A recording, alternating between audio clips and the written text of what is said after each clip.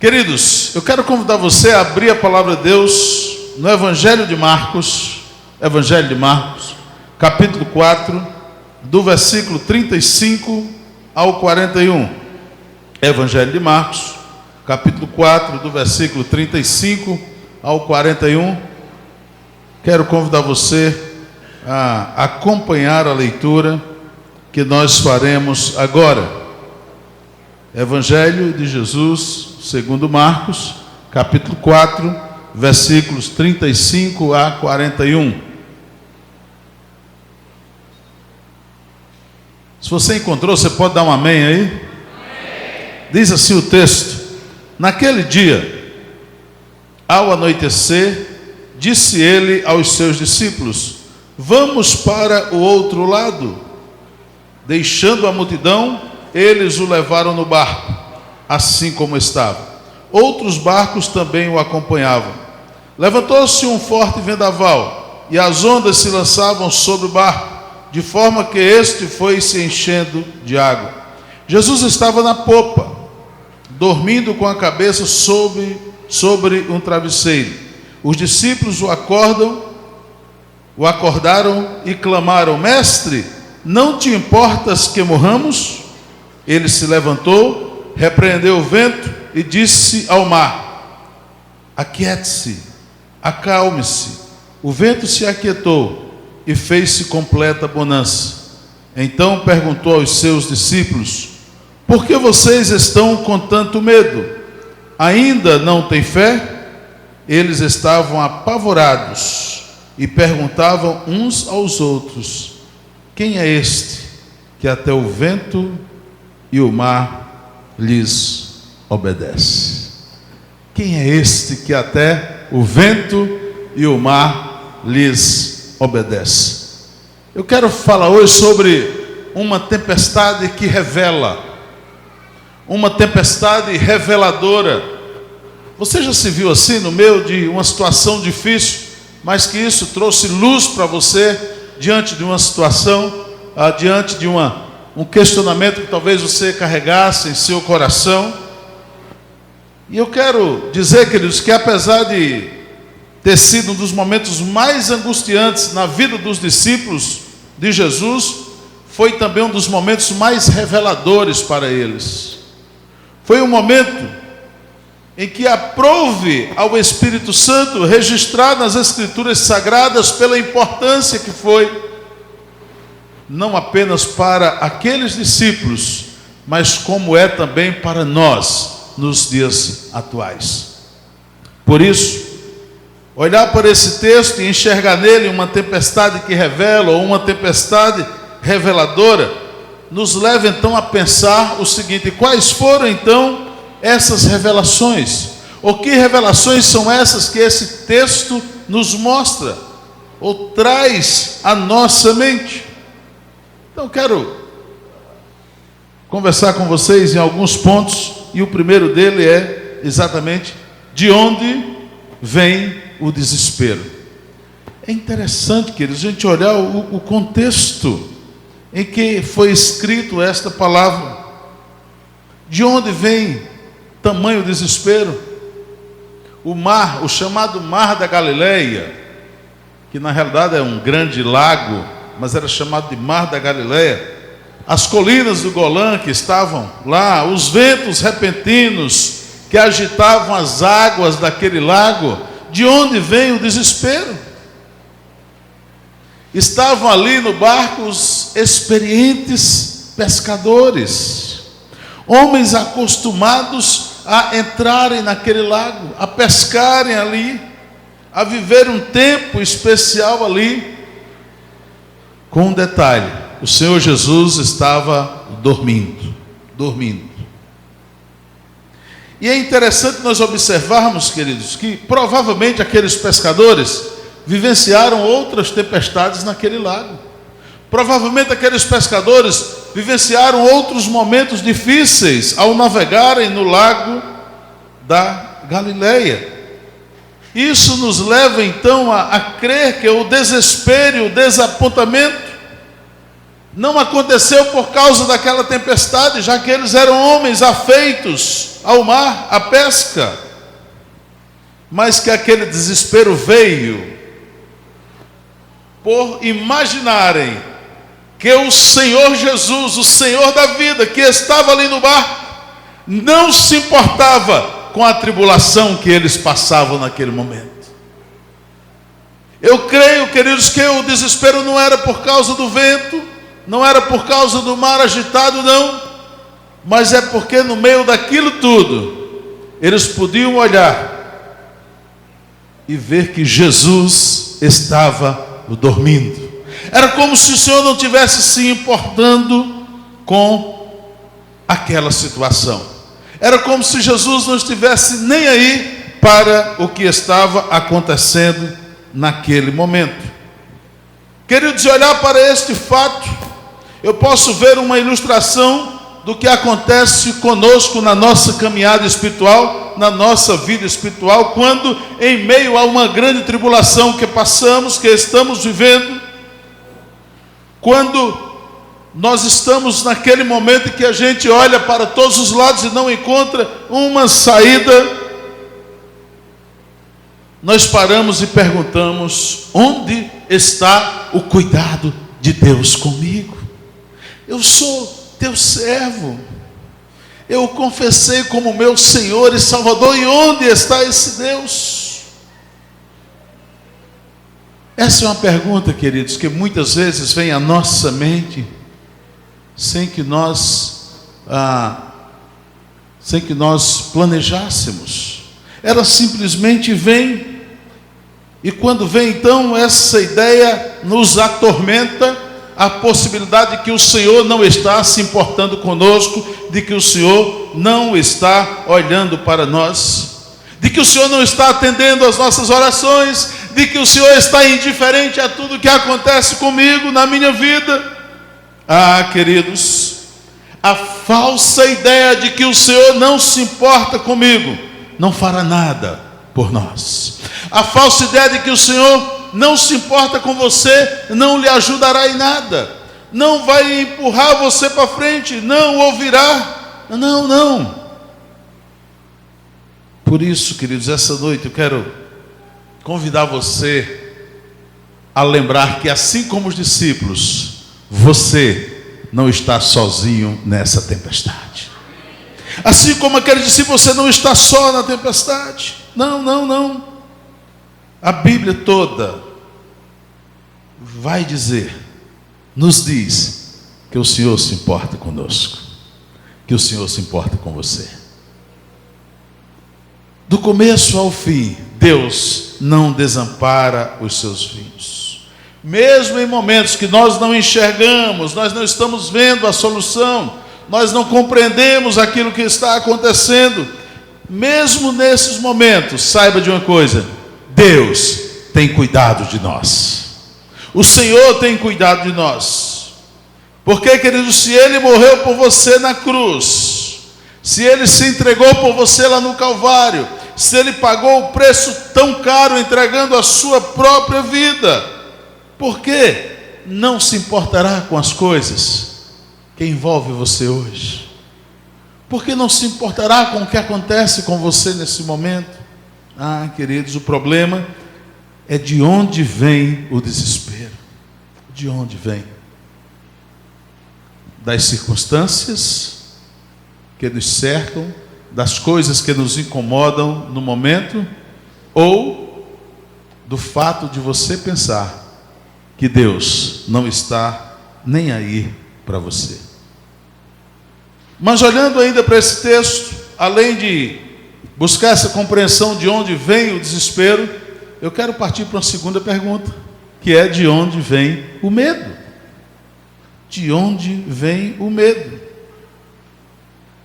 Jesus, queridos, aí nesses 6 versos que nós lemos, depois de fazer o milagre de acalmar o mar, Ele faz 2 perguntas aos seus discípulos. 2 perguntas. Preste atenção no pequeno detalhe. Esses homens, eles estavam na caminhada com Jesus há algum tempo. Esses homens já tinham visto o Senhor fazer milagres grandiosos. Esses homens sabiam, ou pensavam que sabiam, o poder que o Senhor que estava com eles ali no barco tinha. E aí Jesus faz duas perguntas. A primeira é: por que vocês são tão tímidos? Por que vocês são tão amedrontados? Mais duro, por que vocês são tão covardes? Essa é a primeira pergunta. A segunda: vocês ainda não têm fé? Apesar de tudo que eles testemunharam, que eles viram o Senhor fazendo, Jesus agora para eles: vocês ainda não têm fé? E aí, queridos, o que o Senhor Jesus nos revela aqui nesse texto da palavra de Deus é que todo pavor e medo que envolvia o coração provinha da falta de fé daqueles homens. Olhe para mim agora. Quando você estiver envolto numa situação e que essa situação trouxer medo ao seu coração, dobre o seu joelho e faça como os discípulos fizeram certa vez: Senhor, aumenta a minha fé. Senhor, me dá mais fé. Queridos, porque nós enxergamos aqui claramente que tudo aquilo vinha da falta de fé dos discípulos. Eles haviam esquecido o sermão da montanha, pregado pouco antes desse episódio, gente. Aquilo que é para mim o mais belo, a mais bela explanação do Senhor Jesus para aquele tempo e para nós hoje. Tantos ensinamentos do Sermão do Monte, tanta coisa. Aqueles homens tinham acabado de ouvir tudo aquilo. Aqueles homens testemunharam o Senhor realizando maravilhas ali. Mas acontece uma coisa: mesmo eles tendo ouvido isso, esquecido isso, eles ouviram. Eu quero ir para Mateus aqui, Mateus capítulo 6, queridos.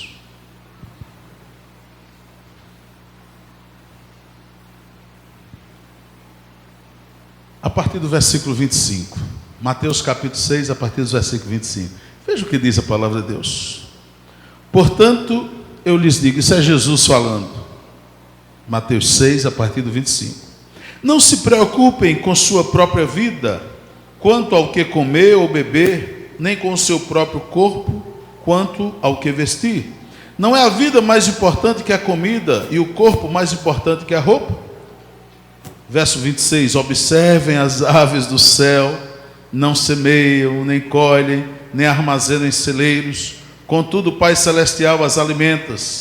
Não têm vocês muito mais valor do que elas? Quem de vocês, por mais que se preocupe, pode acrescentar uma hora que seja a sua vida? Por que vocês se preocupam com roupa? Vejam como crescem os lírios do campo. Eles não trabalham nem tecem, contudo eu lhes digo que nem Salomão em todo o seu esplendor vestiu-se como um deles. Se Deus veste assim a erva do campo, que hoje existe e amanhã é lançada ao fogo, não vestirá muito mais a vocês, homens de pequena fé? Portanto, não se preocupem dizendo o que vamos comer, ou o que vamos beber, ou o que vamos vestir, pois os pagãos é que correm atrás dessas coisas, mas o Pai Celestial sabe que vocês precisam delas. Busquem, pois, em primeiro lugar o reino de Deus e a sua justiça, e todas essas coisas lhes serão acrescentadas. Portanto, diz o versículo 34, não se preocupem com o amanhã, pois o amanhã trará as suas próprias preocupações, basta a cada dia o seu mal. Queridos, esses homens tinham ouvido Jesus dizer isso, e eles esqueceram os milagres que Jesus fizera nos dias anteriores. Eles esqueceram que Jesus estava ali com eles no barco. O Senhor estava ali com eles. Se tivessem fé, queridos, preste atenção, se tivessem fé, eles saberiam que no barco em que Jesus está, ele não afunda. Se Jesus estiver contigo no barco, você pode olhar lá para o Antigo Testamento, quando o salmista diz: 1000 cairão ao teu lado e 10.000 à tua direita, e tu não serás atingido. Ah, queridos, eles esqueceram tudo isso. Saberiam que a tempestade não duraria para sempre. Como eu disse, eles eram homens afeitos àquela situação. Saberiam que não duraria para sempre. Saberiam que no momento certo Ele mesmo acalmaria a tempestade. Mesmo assim, estavam atônitos, apavorados. De onde vem o desespero? De onde vem o medo? E aí, queridos, olho para o versículo 41 e não tem como não fazer essa outra pergunta: de onde vem a fé? Marcos, agora, retornando ao texto original, capítulo 4, e aí o verso 41. De onde então vem a fé?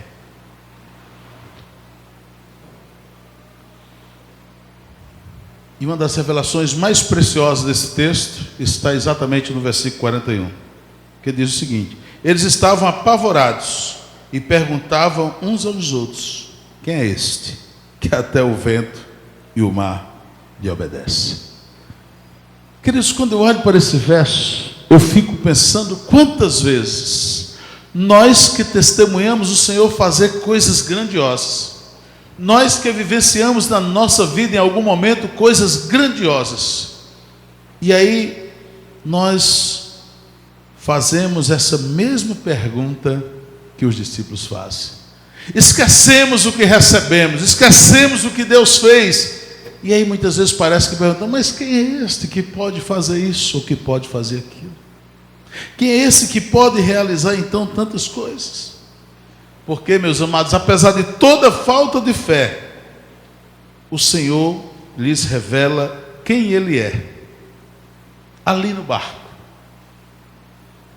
E cheios de reverente temor, do reverente temor deles, estão ainda a se perguntar quem eles é. Eles sabiam ou não sabiam que era Jesus que estava no barco? Sabiam ou não? Sim, queridos, sabia. Eles estavam com eles, né? E aí, você imagina que loucura. Esses homens que sabiam, disseram: mas quem é esse que até o vento e o mar lhe obedecem? Talvez essa noite você esteja fazendo essa pergunta aí no seu coração: quem é esse que até o vento e o mar obedece? É o mesmo que um dia tirou você das trevas, é o mesmo que um dia libertou você do vício, é o mesmo que um dia libertou você da prostituição, é o mesmo que um dia libertou você do adultério, é o mesmo que um dia curou aquela doença que o médico disse que não tinha mais jeito. É esse o Deus que até o vento e o mar lhe obedece. É esse Senhor. Mas muitas vezes, queridos, nós temos esses momentos de perguntar quem é Deus, sobre o seu poder. Sabe por quê? Porque não temos intimidade com Ele. E a fé genuína e verdadeira, queridos, ela vem de um relacionamento pessoal com Deus, de um relacionamento íntimo com o Senhor. São esses mesmos discípulos que fraquejaram tantas vezes, que questionaram o Senhor, que perguntaram quem Ele era, que negaram, que se esconderam quando Ele foi preso, que queriam voltar para pescar, que depois de serem então revestidos de poder, depois de serem cheios do Espírito Santo, viveram então um relacionamento íntimo com o Senhor, mesmo sem Ele estar mais presente fisicamente. Eles vivem um momento espetacular, e aí, por essa intimidade, por esse relacionamento com o Senhor, eles tomam a decisão de, assim como o Senhor Jesus, se necessário fosse, não negando o nome dele, ir até a morte. E aí, você sabe o fim dos apóstolos: foram cerrados ao meio, foram decapitados, foram jogados de penhasco, foram jogados nas arenas para os leões, foram crucificados assim como o Senhor Jesus. Esse foi o final. Mas aqueles homens tinham vivido esse relacionamento com Deus, que não os fazia mais desistir e nem perguntar: quem é este que o vento e o mar lhes obedecem? Porque, meus amados, apesar de tudo, a tempestade e a ação de Jesus estava de certa forma ensinando aqueles discípulos sobre o que é ter fé. O que é ter fé? Queridos, e há alguns episódios na nossa vida que nos levam a saber o que é ter fé. Alguns aqui já sabem dessa história, mas eu vou pedir a permissão para os que já sabem, para ouvir novamente isso, porque essa é uma história que marca a minha vida e a vida da minha esposa. Essa é uma história que marca a nossa vida como pai e como mãe. Nós temos 4 filhos, tá? O nosso segundo filho é Joabe, nem sei se ele está aqui hoje à noite, tá? O nosso segundo filho é o Joabe. Joabe tinha... Quando Joabe nasceu, nós morávamos na cidade de São Miguel, lá na trombinha do elefante, divisa com o Ceará, nós trabalhávamos lá. E ainda nos primeiros meses de vida de Joabe começou a desenvolver uma doença que nós, e nem os médicos no momento, sabia o que era. Aí imaginava ser uma bactéria. Ele com 2 meses de vida precisou tomar 10 aplicações de antibióticos seguidamente. O fato é que Joabe não segurava alimentos dos mais variados. Nós não sabíamos o que era, os médicos também não sabiam.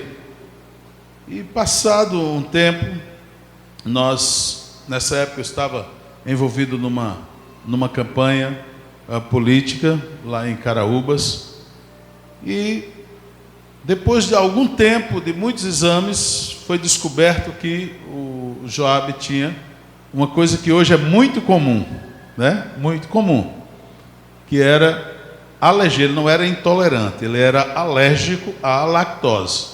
Então qualquer coisa que tivesse lactose, então acabou.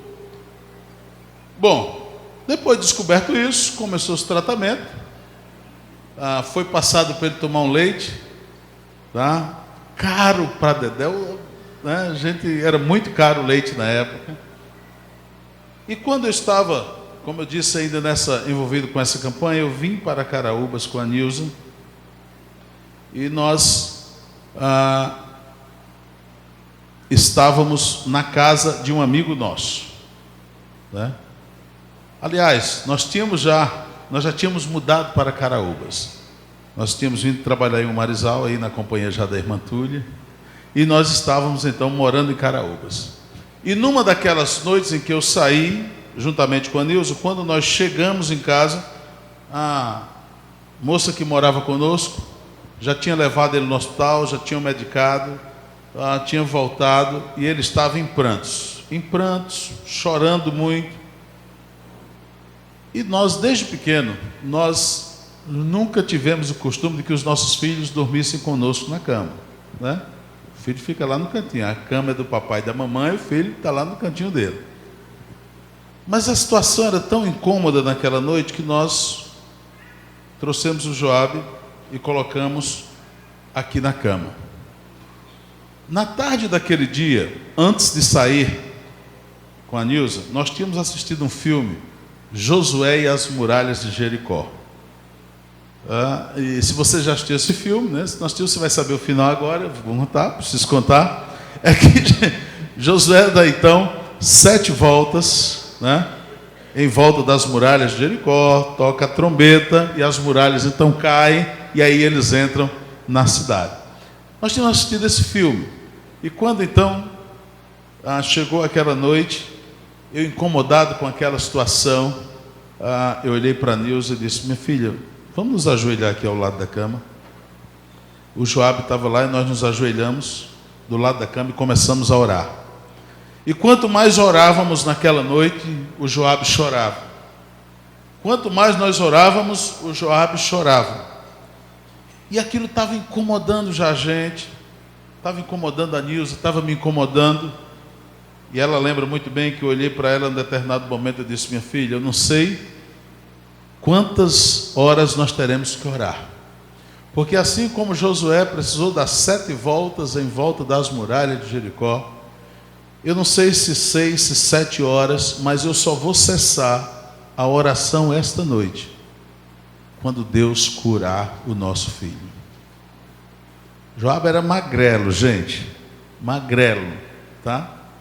Você está dizendo, você está brincando, pastor? Então, não, ele era magrelo mesmo. E nós voltamos a orar. E eu não sei quanto tempo nós oramos mais ali. Sinceramente não sei.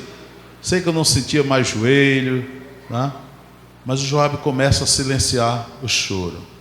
Começa a silenciar. E naquela noite o Joabe dormiu entre nós.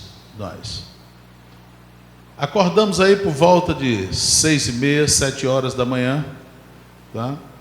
E a moça que morava conosco chegou e disse: olha, o leite do Joabe acabou, tá? Eu posso ir na farmácia pegar mais? Eu disse: não. E aí eu tenho um tio que na época ele vendia leite, nós comprávamos leite dele. E era leite in natura, gente, tá? Sem água dentro. Aquele leite que quando ferve fica aquela capa amarelada em cima, assim, tá? E eu disse, o nome da moça era Ivanilda, disse: Ivanilda, você faça a mamadeira com o leite que nós recebemos lá do tio Chico. A Nilza disse: você não vai fazer isso, né? Eu digo: vou sim. Nilza, não, eu digo: vai, porque eu tenho a plena convicção que Deus curou Joabe. Queridos, a Ivanilda fez a mamadeira, o Joabe tomou toda, tá? E o fim da história é o Joabe que vocês conhecem hoje. Desde aquele dia, o Joabe nunca mais teve problemas nenhum de infecção intestinal, nem com lactose, nem sem lactose, não teve mais jeito, tá? Queridos, aquela experiência até hoje marca o meu coração, porque naquele dia nós experimentamos o que é fé. Naquele dia, você pode dizer: pastor, foi louco. Eu não fui louco. Se eu tivesse 0,1% de dúvida que aquele leite voltaria a desencadear os sintomas, eu não teria discutido com a Nilza. Mas eu tinha plena convicção, naquela manhã, de que o Joabe estava curado. Queridos, muitas vezes nós falamos de um Deus que é poderoso, mas limitamos pela nossa fé aquilo que Ele pode ou não pode fazer. Ah, se é uma doença pequena, isso Deus pode curar, mas se é uma grande, Deus não pode curar. Deus pode sim. Ele é Senhor da vida e Ele pode fazer todas as coisas. Amém?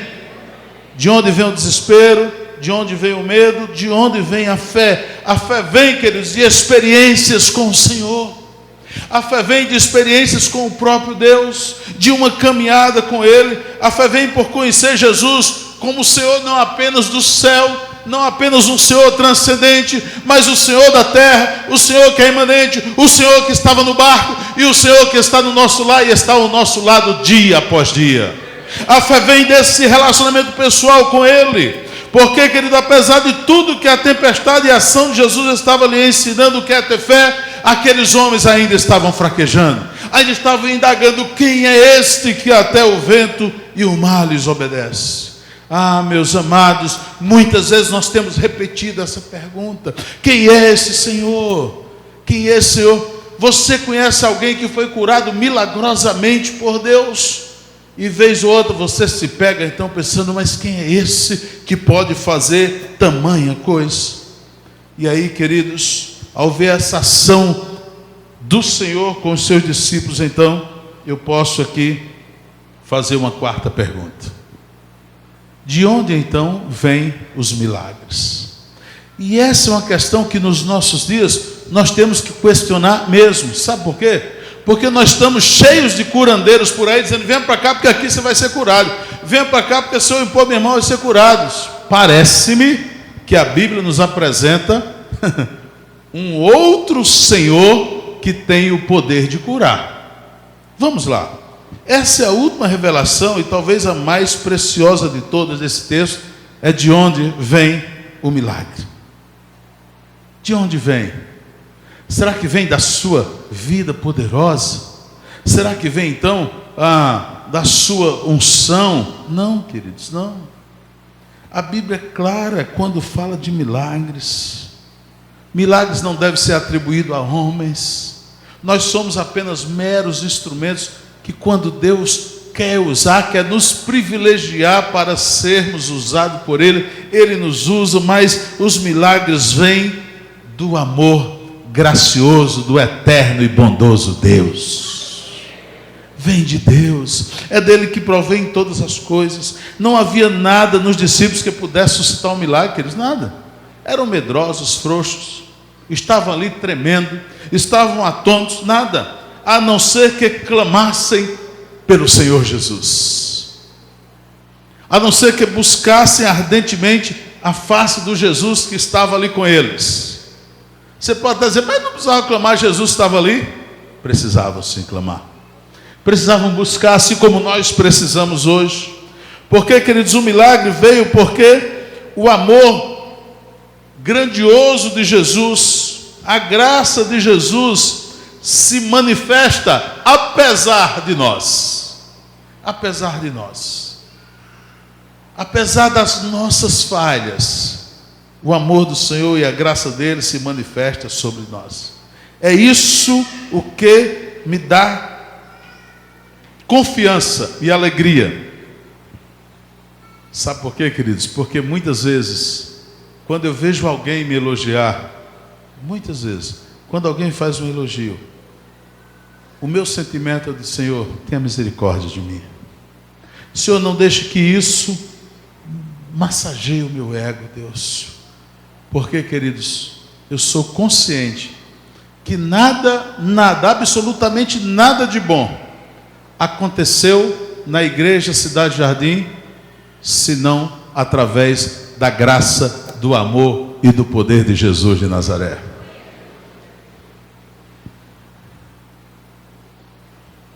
Eu sou alvo dos milagres grandiosos do Senhor Jesus.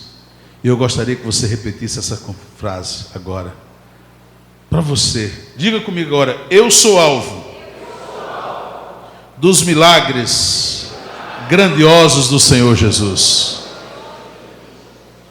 Você pode repetir isso comigo? Eu sou alvo dos milagres grandiosos do Senhor Jesus. Tudo isso porque Ele me ama. Tudo isso porque Ele lhe ama. Ah, queridos, olhar para aqueles homens no barco que viram o Senhor, que testemunharam tantas coisas e agora questionarem a Deus, eu posso dizer para você que chega de desespero na sua vida. Chega de desespero. Pastor Márcio, assim como eu, talvez alguns líderes de pequenos grupos, têm visto alguns de nós, algumas vezes, chegar de forma desesperada para nós, buscando. Eu quero dizer para vocês, se você esta noite está aqui numa situação como essa, desespero, chega desespero, porque Ele, o Senhor Jesus, se importa com você. Ele, o Senhor Jesus, se importa com a sua vida. Aquele filho, aquela filha que você pensa que está perdido, saiba, Jesus se importa com eles. Ah, queridos, quando eu olho para um parente de alguém que tem entristecido às vezes até a família inteira, e aquelas pessoas chegam naquele momento que eu sei que é duro, porque eu já vivi isso na minha família, tá? Não há outra mensagem a dizer: Deus está se importando com você, Deus está cuidando de você, Deus está cuidando dele. Chega de pavor. Como eu já disse, hoje à noite aqui eu quero repetir: o barco que Jesus está jamais afundará, jamais afundará. A tempestade não vai durar para sempre. Ah, pastor, está sendo difícil. Sim, eu sei que é difícil. Nós não temos promessas de Jesus de que as coisas seriam fáceis aqui. Pelo contrário, diz: no mundo tereis aflições, mas a maior prova que Ele está no barco com você é quando Ele diz: tende bom ânimo, porque eu venci o mundo. Tende bom ânimo, eu venci o mundo. Então, queridos, eu quero convidar você nesta noite a conhecer Jesus no meio da tempestade. Quantas pessoas eu já vi entregarem suas vidas para Jesus no pior momento de suas vidas? Estava no meio da tempestade, não havia solução aparente, não havia saída, e então ele encontra com Jesus. Ele abre o coração e deixa Jesus entrar no coração. Conheça o Senhor Jesus no meio da tempestade. Se está na bonança, agradeça ao Senhor Jesus na bonança. Louve a Deus, glorifique por esse momento. Mas eu quero dizer para você que quer na bonança agradecendo, ou quer conhecendo o Senhor no meio da tempestade, é este conhecimento que o fará ter fé. Fé. A Bíblia diz que sem fé é impossível agradar a Deus. Paulo, escrevendo aos Efésios, no capítulo 2, versículos 8 e 9, ele diz: pela graça sois salvos por meio. Pela graça sois salvos por meio. Não é das boas obras, não é das boas ações, não, por meio da fé. O verso diz: pela graça sois salvos por meio da fé. Isso não vem de vós, é dom de Deus, não vem das obras, para que ninguém se glorie. É pela fé. E essa noite eu quero convidar você a vir até Jesus pela fé. Porque, queridos, os milagres do Senhor, eles são como chuva sobre o sertão nordestino, tão esperada para que então possamos ver o verde, para que a lavoura possa prosperar. Os milagres do Senhor Jesus são gotas, gotas preciosas do amor dele derramado sobre as nossas vidas. Gotas preciosas do amor dele derramado sobre a sua vida. Que nesta noite você possa olhar para Jesus. Mesmo que você pense que ele esteja dormindo, como estava ali naquele barco, saiba que assim como naquele dia no mar da Galileia, ele se importa com você. Ele olha para você, ele olha para a sua família e ele abraça você. Que Deus o abençoe e que você então reconheça que não há vida fora de Jesus.